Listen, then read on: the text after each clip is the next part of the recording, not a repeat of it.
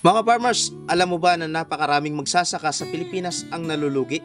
Hindi dahil sa mahal na abono, hindi rin dahil sa mataas na presyo ng binhi, at hindi rin dahil sa kulang na patubig, kundi dahil sa pinakaunang hakbang pa lang, sa mismong pag-aararo ng palayan.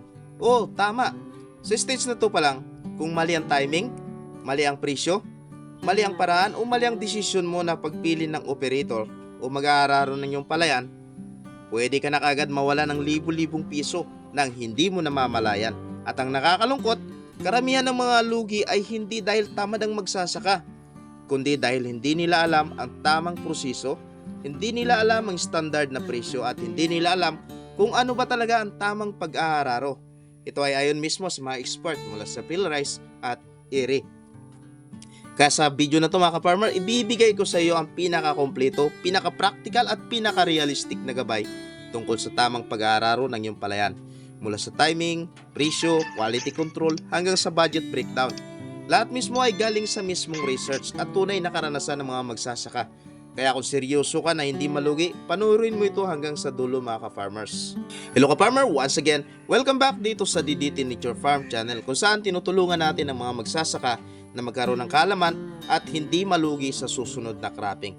Kaya't ano pang hinihintay mo? Tara na, simulan na natin ngayon. Ang episode natin ka-farmer ngayon ay kung paano mag-aararo. Paano natin maiwasan ang mga problema at ano nga ba ang mga solusyon sa mga problema sa unang hakbang pa lang natin gagawin. Ito ay ang pag-aararo ng ating palayan. Narito ang mga problema talaga ng mga magsasaka kapag tumingin ka sa Facebook, sa mga farming groups, sa YouTube community post at sa mga agri-forums, paulit-ulit ng mga parehong problema ng mga baguhan at kahit na mga bitiranong magsasaka. Sabi ng iba, bakit parang ang tigas ng lupang araruhin?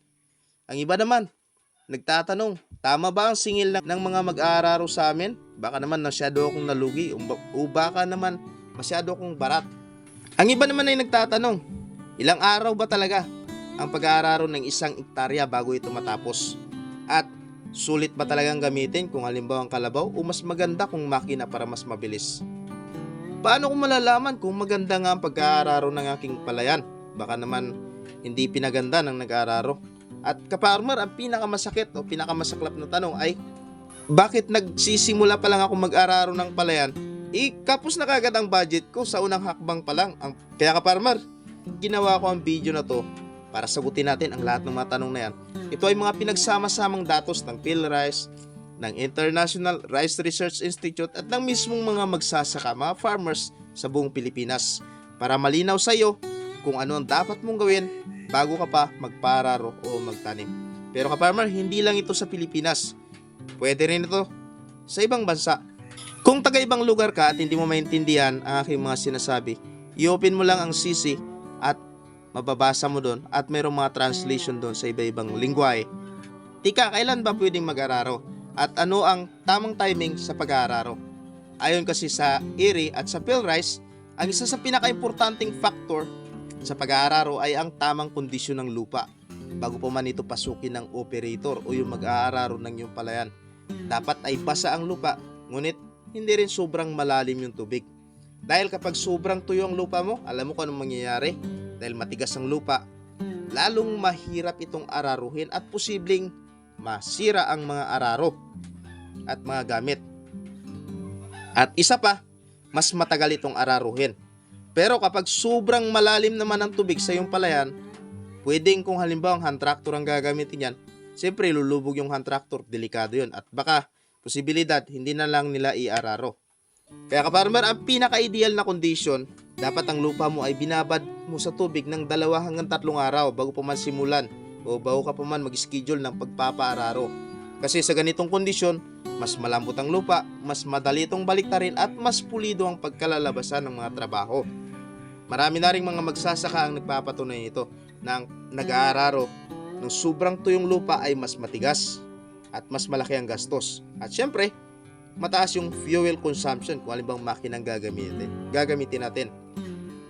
At kung halimbawa matigas ang lupa, mas madaling masira ang mga gamit. Halimbawa, alam na natin kung kailan timing at na patubigan na natin ito ng 2 hanggang 3 araw. Ang tanong naman ng mga magsasaka, ilang araw ba inaabot ng pag-aararo? Ang ibig sabihin nito, gaano ba katagal araruhin halimbawa yung isang hektarya? Kaparmer, base sa datos mula sa mga magsasaka sa Luzon, sa Visayas at sa Mindanao, at syempre recommended na rin ito ng PhilRice sa kanilang mga field practices, ang pag-aararo gamit ang kalabaw ay kadalasang inaabot ng 5 hanggang 7 araw para sa isang hektarya. Syempre, kung halimbawa mas maliit ang lupa mo, mas mabilis. Pero kung halimbawa ang lupa mo katulad namin ay 0.9 hektar lang, hindi yun nakaabot ng isang hektarya, karaniwan lamang itong tumatagal ng mga 6 na araw kapag isa lang ang nagtatrabaho at kalabaw ang ginamit. Pero kapag makina naman ang ginamit, tulad halimbawa ng hand tractor, inaabot lamang ito ng 1 hanggang 2 araw per hektar. Depende sa lambot ng lupa at siyempre sa kondisyon ng field, katulad ng sinabi ko sa iyo kanina. Halimbawa sa 0.9 hectares, katulad sa amin, na may normal moisture content, tapos ang trabaho sa 1.5 araw. Pero napaka-importanting tandaan natin ka-farmer na ang bilis ay hindi sukatan ng kalidad. Dahil kahit mabilis ang makina, kung mali ang moisture ng lupa at hindi pantay ang pagkakaararo, wala din. Kaya nga may kasabihan yung mga agronomist na sabi niya, speed is nothing without proper soil condition. Upang mas mapabilis natin ang pag-aararo ng lupa, kailangan i-condition natin ang lupa. Napatubigan natin ng 2 hanggang 3 araw at malinis. Ngayon alam na natin kung gaano nga ba katagal araruhin yung isang hektarya kung gagamit ka ng kalabaw o gagamit ka ng makina. Ang susunod na tanong ngayon, ano ba yung mas maganda? Arawan o pakyawan o makina yung gagamitin? Ito ka-farmer ang isa sa pinakamatinding hirap ng mga magsasaka. Yung pagdidesisyon kung arawan ba, pakyawan ba o makina ang pinakasulit. Kasi tayong mga magsasaka, lagi nating iniisip paano makakatipid, paano mapapalit yung gastos. Sa mga survey sa iba-ibang farming communities, ang average na arawan ng kapag kalabaw ka-farmer ang ginamit ay nasa 500 hanggang 700 kada araw. Kung aabot naman ng 6 na araw, ang trabaho halimbawa dito sa 0.9 hectares, syempre ang total ay nasa 3,600 hanggang 4,200. Kung pakyawan naman ang standard rate na lumalabas sa mga farmers cooperative ay nasa 4,000 hanggang 6,000 per hectare. Kung halimbawa 0.9 hectares, ito ay nasa 3,600 hanggang 5,400. Pero ka-farmer, dito sa experience namin, dahil pinakyawan namin ito at nasa 0.9 hectares at nag-agree kami, umabot ng 4,500 yung binayaran ko doon sa nag-araro. Kapag makina naman ang pinag-uusapan natin, ang babayaran natin ay ang rental fee ng hand tractor na karaniwan dito ay nasa 2,500 hanggang 4,000 per hektar. Pero depende yan sa lokasyon. At syempre sa taas ng demand, maraming nag-aagawan, maraming gustong maunang trabahuin sa kanila, mas syempre mas tumataas yung fee para sa traktor at tagsagan ng planting season. Halimbawa dito sa amin sa 0.9 hectares, lalabas ito na nasa 2,250 hanggang 3,600. May dagdag pa na transport fee na nasa 300 hanggang 800 at fuel cost na nasa 300 hanggang 600. Depende siyempre sa kalagayan ng lupa. Kaya ayon sa mga expert, hindi laging mura ang makina, no? Hindi lagi nakakatipid tayo kapag makina traktor yung ginamit natin. Pero mas predictable siyempre ito. Mas mabilis kasing matapos. At siyempre mas consistent at mas maganda yung quality ng kalalabasan. At dapat sabayan din natin ang magandang quality condition ng lupa. Ito na ka-farmer ang top 3 na nagiging problema talaga ng mga magsasaka. At ano nga ba yung solusyon dito? Ayon kasi sa Philippine Rice Information System data, 3 talaga ang pinaka-common na problema ng mga magsasaka pagdating sa pag-aararo. Ang unang problema nila ay ang matigas na lupa. Kahit napatubigan naman, no? Matigas pa rin yung lupa. Kaya ang solusyon dito mga ka-farmer ay yung tinatawag na pre-soaking technique. Ano ba ito? Ibabad natin yung lupa ng 2 hanggang 3 araw bago pa man araruhin. Ibig sabihin, saraduhan natin yung kahon, bababara natin ang tubig doon para lumambot yung lupa. Ito kasi ka-farmer yung recommended practice ng IRRI dahil nakakatulong ito sa pagpapalambot ng lupa o yung tinatawag na soil softening. At syempre kapag malambot ang lupa, mas mabilis ditong i-inverse o baliktarin yung lupa. Pangalawang problema yung hindi pantay na tubig sa field. No, kapag nagpatubig tayo sa palayan, hindi pantay yung pagpapatubig. Dito may tubig na sa ibaba, doon sa taas wala pa. Kaya uneven ang araro. Bago pa dumating yung operator, siguraduhin natin na maayos ang water control, linisin natin ang mga kanal, at i-check syempre yung mga elevation ng field. Gamit lang syempre yung stick leveling method na ginagamit din ng mga local farmers. Patlong problema ng mga magsasaka ay ang sobrang mahal o hindi makaturong ang singil ng mga nag-aararo, no? Iba-iba yan, boys. Yung sa kalabaw, iba yung singil niya. Kapag makina, iba rin yung singil. Kapag arawan, iba rin yung singil. Kaya kaparmer, ang pinakamabisang solusyon dito ay ang pag-alam mismo ng local average rate. O ito yung bayad, yung rate, arawan. At kapag malaman mo na kung magkano yung babayaran mo na arawan, kasi magkakaiba-iba yan sa bawat lugar. Doon na, kausapin mo at magkaroon kayo ng malinaw na agreement, no? Bago simulan yung trabaho. Ibig sabihin, mag-agree muna kayo kung arawan. Kung payag siya sa arawan, magkano yung arawan nyo. Usually, nasa 500 to 700. Kung pakyawan naman, magkano yung kalalabasan nun, no?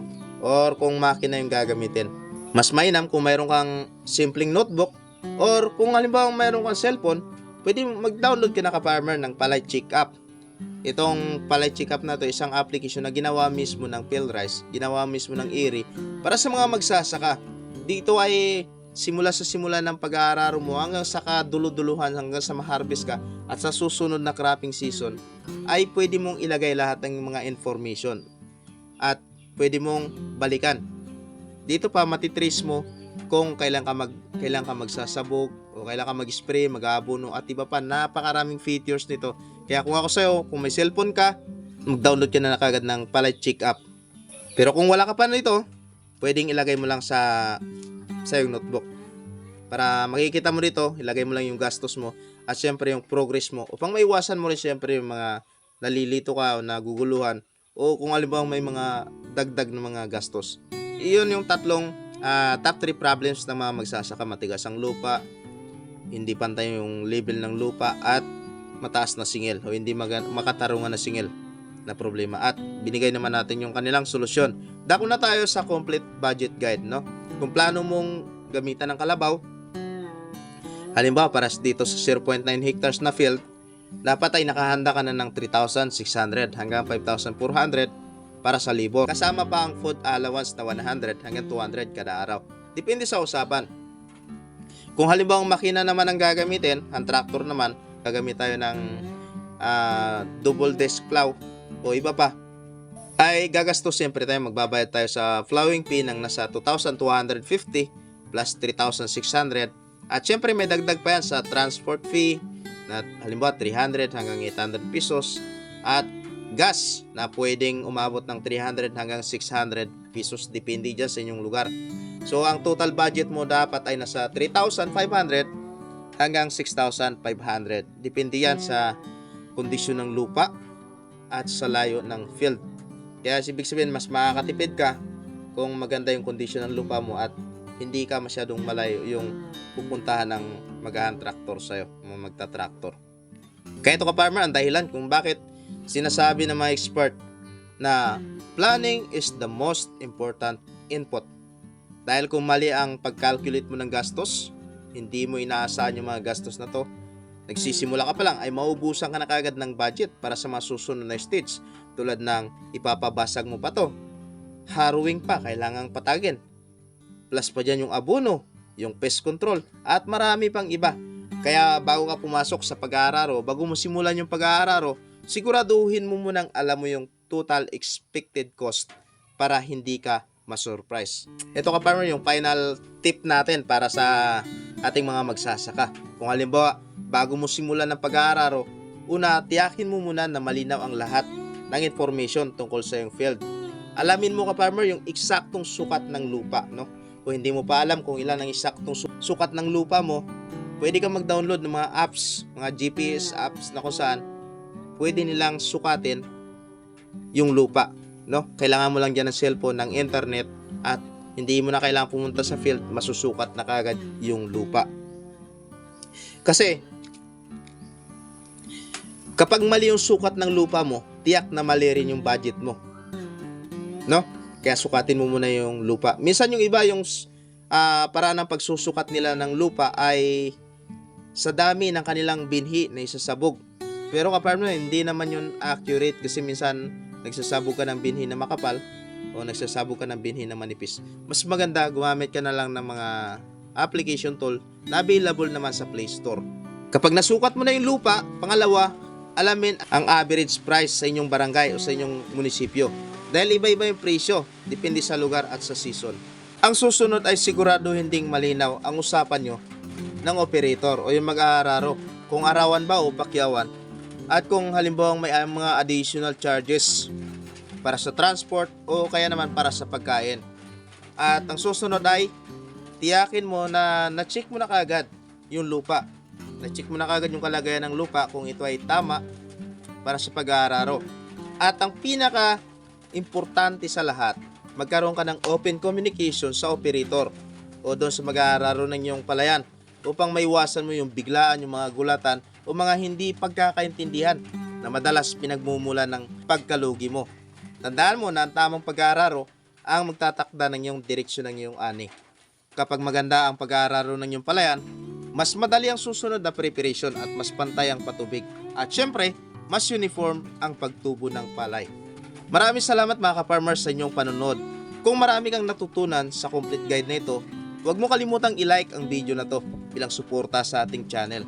At syempre, mag-comment ka na ng iyong mga karanasan dyan sa iyong farmers. Alam ko, bawat isa sa atin ay may mga best practices. Kaya i-share mo na para makatulong sa ibang mga magsasaka.